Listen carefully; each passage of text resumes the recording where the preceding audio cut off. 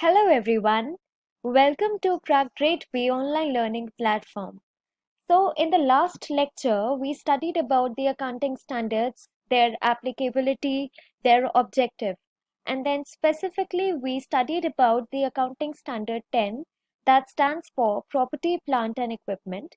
Let us quickly revise what we had already studied in the last lecture and then we'll move on to the current slides. Objective of Accounting Standard 10. So, property, plant, and equipment is the new name for fixed assets, since earlier this Accounting Standard 10 was referred to as accounting for fixed assets. Then it prescribes the accounting treatment for property, plant, and equipment, wherein it enables the users to understand the treatment for the investments made by an entity for the plant, property, and equipment. It is important to note that accounting for depreciation stands withdrawn, and everything related to depreciation, its treatment, measurement, accounting is included in Accounting Standard 10. Then we studied the meaning of plant, property, and equipment, whereby we learned that there are three important things that should be in an asset to be called as property, plant, and equipment. These we saw them with the examples that the asset should be tangible, held for production purpose, and life should be more than 1 year. If all these three components are present in one asset, then only it qualifies for plant, property, and equipment. And even if one thing is missing, then it is not referred to as the property, plant, and equipment. We have also seen that the applicability of Accounting Standard 10 stands withdrawn for biological assets that are consumed. They can be plants and animals like fish, wheat, and chicken. We saw this with the example of a mango tree where bearer plant was an exception. That means it is included in the scope of Accounting Standard 10. The produce of the bearer plant is not included since it is a biological asset. Also, the wasting assets like mines, they are also not covered, or they are also not within the scope of Accounting Standard 10. Otherwise, all other property, plant and equipment are included and the standard will be applicable to them. Recognition of an asset under Accounting Standard 10, we learned that if the asset of the plant if the plant, property and equipment, it is apparent that it will draw future economic benefits to the business, then only we record it or recognize it in the books of accounts, and the cost of such asset should be reliably measured. It is not that the cost should be unknown to us or we cannot reliably measure it. We saw as an example the night shelter for poor. It will not drive any future economic benefits to the business. Therefore, it is not included in the scope of Accounting Standard 10. It will not be recognized. Now, for today's class, we have measurement of cost of the asset. That means what are the cost elements of an asset, in specific the property, plant and equipment. An item of property, plant and equipment shall be measured initially at cost, which is to comprise the purchase price of the product, including the non-refundable duties, taxes after deducting the discount. So guys, whenever we purchase a property, plant and equipment, say a crane or any other product for the machine that we saw over here, say for example, we have to purchase this machine. Now, the cost price, say if this machine is for 1 lakh rupees, it, it is the cost of this machine, including it if GST, that is the goods and services tax, or if any other tax is levied on this product, that also forms the part of this cost of the product, right? Next, here including the non-refundable duties and taxes, and if we get any discount on the product, we have to subtract it. Say the scheme says that over the purchase of 50,000 and above, you will get a discount of 50,000. Sorry, you will get a discount of 5%. Then that discount, after deducting the discount, we will say that we have measured the cost correctly. So anything that carries the cost of the product where the duties and taxes are added and the discounts are deducted.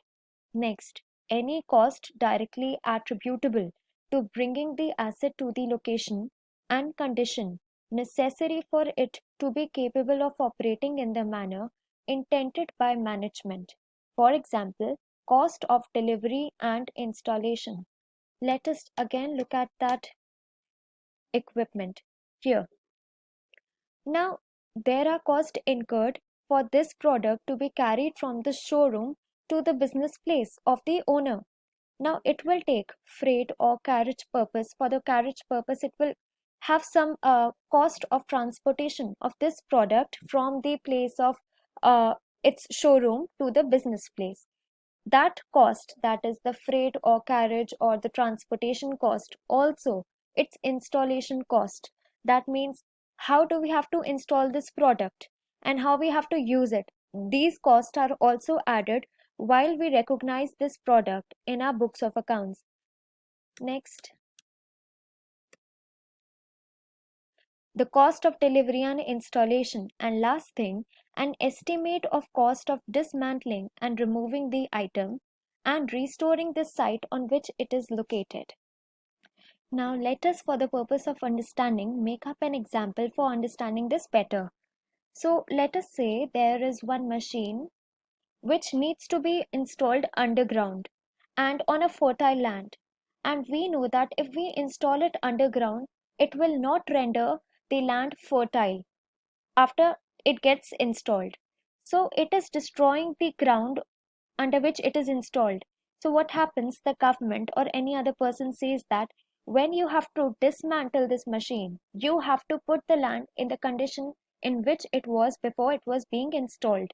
So we know that when in the future we will uninstall that machine and bring it up the ground, then what will happen? We have to put that ground in the same condition. We have to make that land fertile again. So at that time, after dismantling and removing the item, we will incur some of the cost. And that estimate of cost in the future, that we have to incur the cost, that also we have to add initially in the cost of the product. Earlier, when this asset was known as fixed asset, the accounting standard of fixed assets, instead of accounting standard for property, plant, and equipment, this cost was never added to the cost of the product. It is an amendment, and a very good amendment, that now we have to, while recording in the books of accounts any plant, property, and equipment, we have to add in the cost an estimate of the cost of dismantling and removing the item and restoring the site on which it is located. Restoring the site on which it is located is nothing but we have to restore the fertility of the land on which it was installed. So we have to put that uh, ground or put that site back into the position in which it was before we installed our asset. So three type of cost are directly added to the cost, and one thing is deducted, that is discounts. So purchase price, the taxes, cost directly attributable to bringing the asset to the location. That means the cost of delivery and installation, and then the dismantling cost and removing the item, whatever cost we will incur in the future, an estimate of that. It can later be known that yes, right now we examined that the cost of the dismantling would be 50,000, but later on we found that the cost would be even more or less. So at that time we can make changes in our books of accounts, but currently whatever estimate you make, you have to add that into the cost of product. Now instead of debiting these costs to an expense account, they are debited to an asset account. That is, these costs are capitalized. So there are two ways to enter or record in the books of accounts the treatment of the these costs. Like when we know we purchase an asset for say 1 lakh rupees, the machinery, we directly add that cost into the books of accounts, but we do not recognize these expenses. We say that cost of delivery and installation, they are not a part of the fixed asset that we have purchased, and we directly debit these expenses into the profit and loss accounts, considering them normal cost of the business. But no, whatever costs are incurred in bringing the asset from the showroom to the business place, all those costs are capitalized. The word capitalized means that they are debited to the account of asset. That means the cost, the delivery, installation, or the directly attributable cost, the purchase price, and these dismantling costs, they all should be added and they should be the cost of the asset. So when we record in the books of accounts, we have to mention that machinery 1 lakh rupees for the purchase price, say 50,000 for installation cost and 10,000 dismantling cost. So the account of the asset should be debited with 1 lakh 60,000 rupees, and that is what we say that the cost are being capitalized. An item of property, plant, and equipment that qualifies for recognition as an asset should be measured at its cost.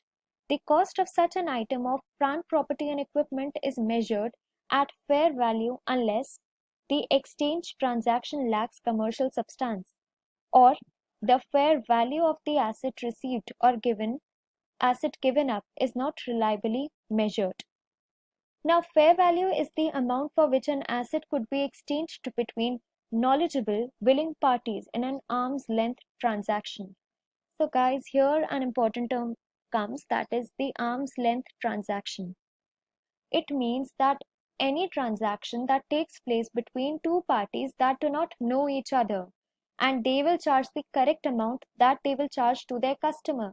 Say if I go to a store today and the product says, the MRP of that product says it is for 50 rupees, and the shopkeeper gives it to me for 50 rupees. So this is a perfect example of arm's length transaction wherein the buyer and the giver both are exchanging the goods as they would exchange with any other customer. They do not have any personal interest in the transaction. So this is the fair value concept. That means the exchange of the goods should be in an arm's length transaction. Okay. So here what we see in the example before, this is an example of the fair value and the arm's length transaction, that we go to the store and we got the goods on the list price. List price is what is mentioned in the tag of the product, that it cost for this much amount. So here the fair value concept says that if the fair value is the amount for which an asset could be exchanged between knowledgeable, willing parties in an arm's length transaction. Okay. So now the asset should be recorded in the books of account at the fair value, that is this value, unless exchange lacks commercial substance.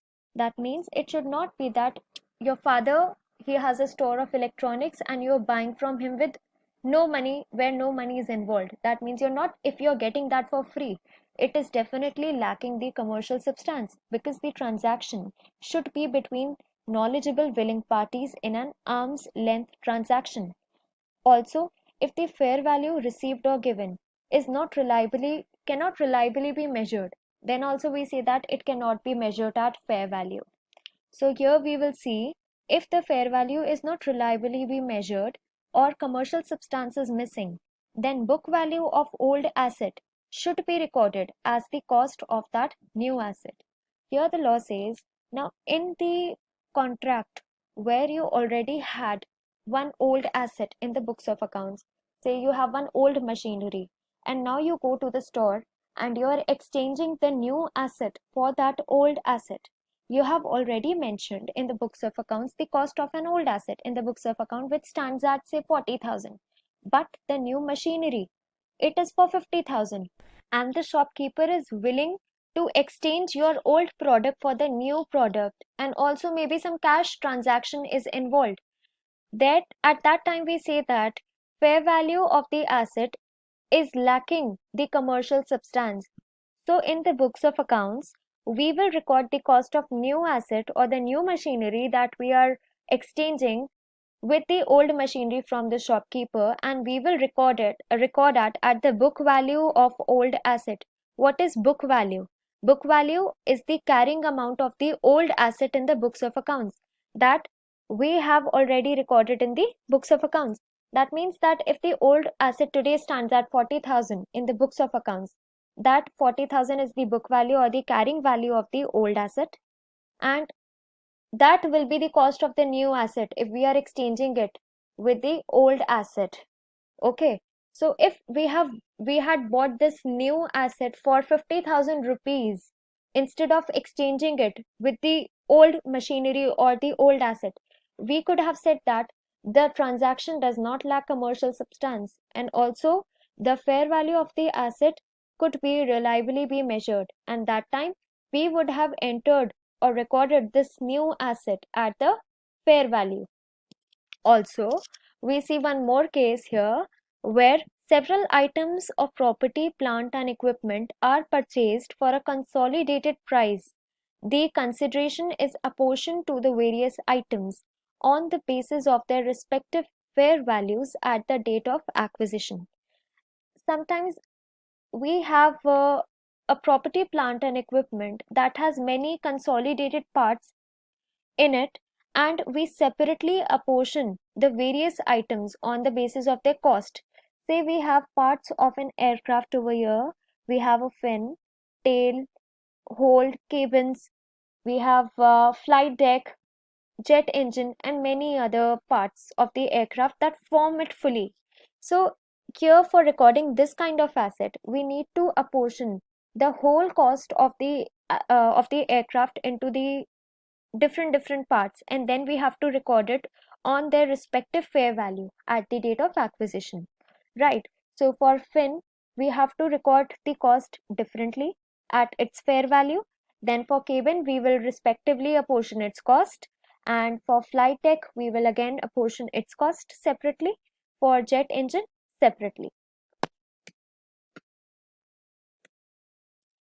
Now, measurement after recognition.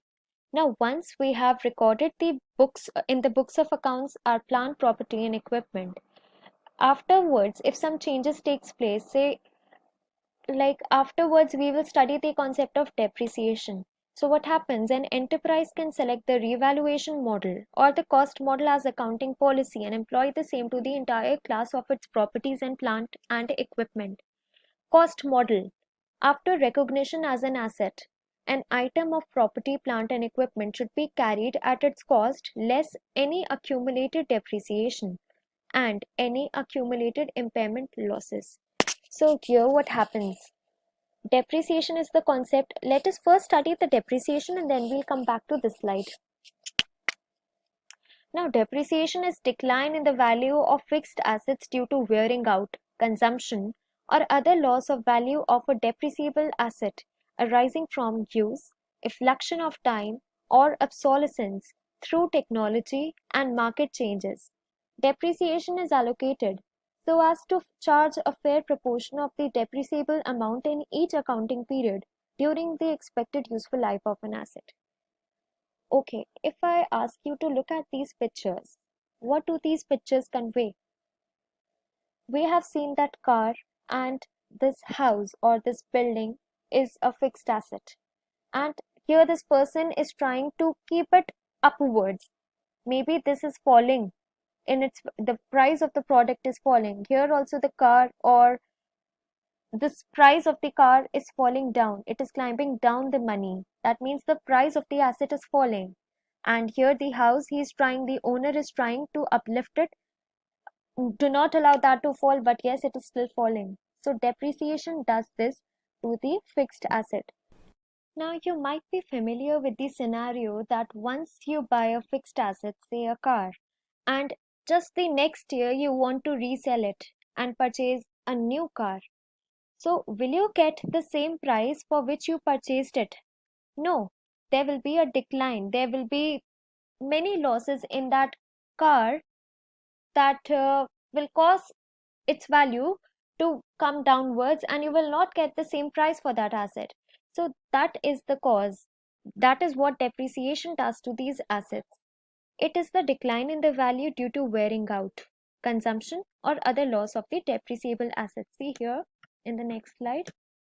The features of depreciation here. The above mentioned discussion on depreciation highlights the following features. It is a decline in the value of fixed assets, definitely. Then it includes loss of value due to effluxion of time. What is effluxion of time? Means as time goes by or its usage or the obsolescence.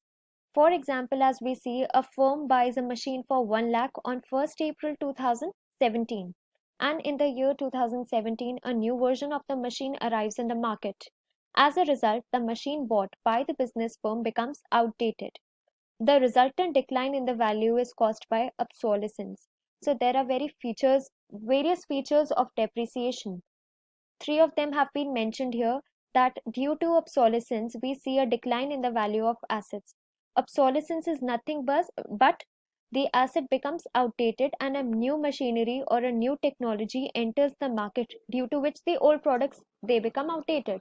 So we can see that here we bought a machine in the same year, that was 2017, for 1 lakh, and in the same year a new version comes. So what happens? Due to obsolescence, the price of the old product it goes down. This is a very common phenomenon that we see in our daily lives for mobile phones and the laptops. Various models are released every month.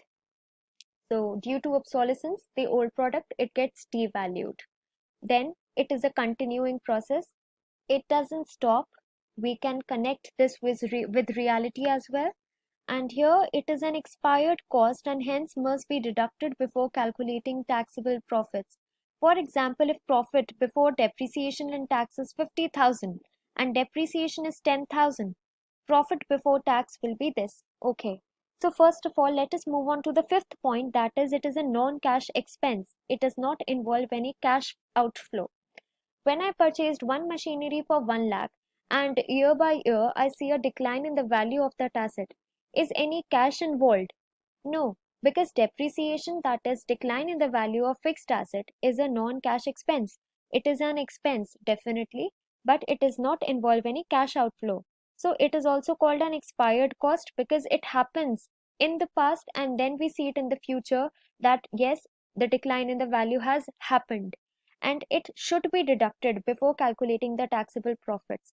That means that just we can forget this tax part here, uh, to mention the correct profit and loss for the year in the books of accounts. It is very important to consider this cost as well, that is depreciation, because though it is a non cash expense, it is actually declining the assets of the company.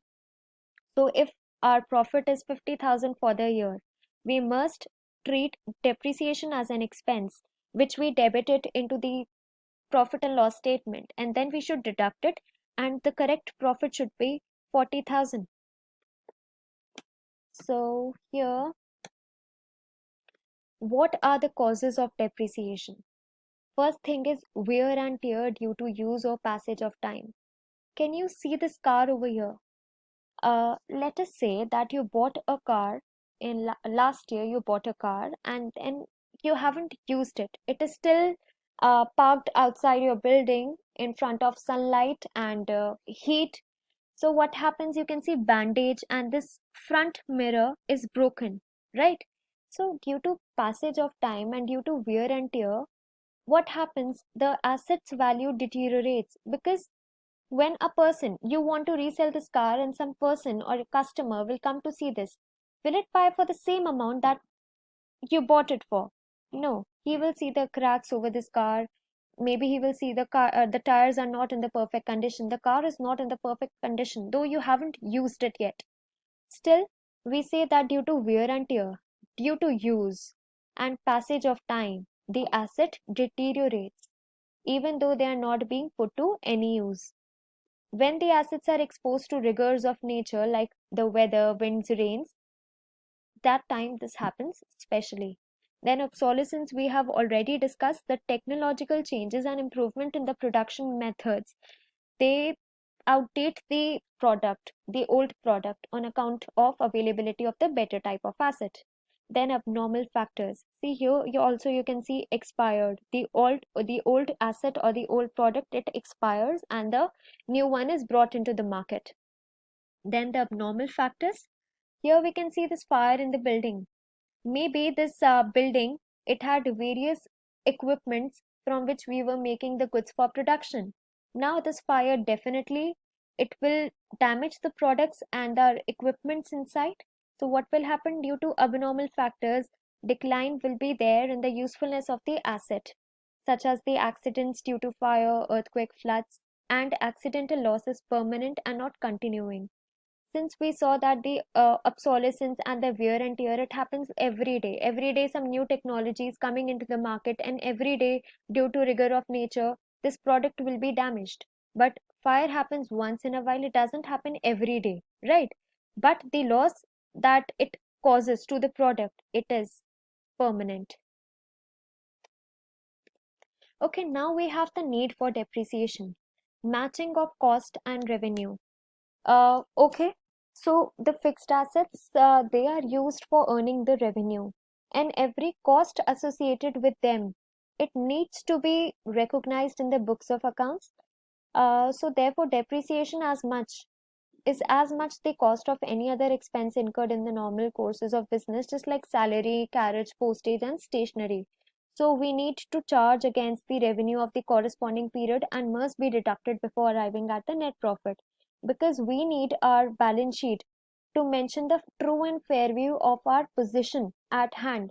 In the balance sheet, we see that on the right hand side we have all the assets of the business, and if the asset was purchased for 1 lakh, but in the whole year it we have seen a decline in the value of say 20,000, then the asset should now be mentioned at the correct value, that should be 1 lakh minus 20,000. 80,000 should be the value that should be carried in the balance sheet. Next, consideration of tax. So depreciation we have already seen here. Before we bring out the profit before tax, and we have to like apply a tax on this thing. So before coming to the profits, we need to deduct depreciation from the profit for the tax purposes. It is the compliance of law. Also, with that, we can see apart from the tax regulations, there are certain specific legislations that indirectly compel some business organizations like the corporate enterprises to provide depreciation on fixed assets. And now, to show the true and fair financial position of the business, also, uh, if depreciation of the asset is not provided for, then the assets will be overvalued. We know that in the currently the asset is of 80,000 worth, but if we are still showing for 1 lakh in our books of accounts, then we are overvaluing the assets, and the balance sheet will not depict the current financial position of the business, right? So these are some points for which we need the depreciation in the books of accounts. And now, to which assets depreciation accounting is not applicable. So just as we saw that the plant property and equipment, they should have they should be expected to be in use for more than 1 year, held for the purpose of production of goods and services, and have a limited useful life. These same points apply to depreciation. That directly means that every plant property and equipment is liable for depreciation. Also, except for the following considerations, we saw that AS10 does not include bearer plants, sorry, the biological assets excluding the bearer plants, and also it doesn't include wasting assets that are mines for the purpose of applying the accounting standard 10. Similarly, depreciation is not applicable to forest plantations and similar regenerative natural resources, that is the biological plants and assets, also the wasting assets that we have already seen. So guys, that's it for today. We will continue with other topics that are left for the purposes of completing our accounting standard 10. So these are the courses that are mentioned on crackgradeb.com. You can see them, and these are our star performers.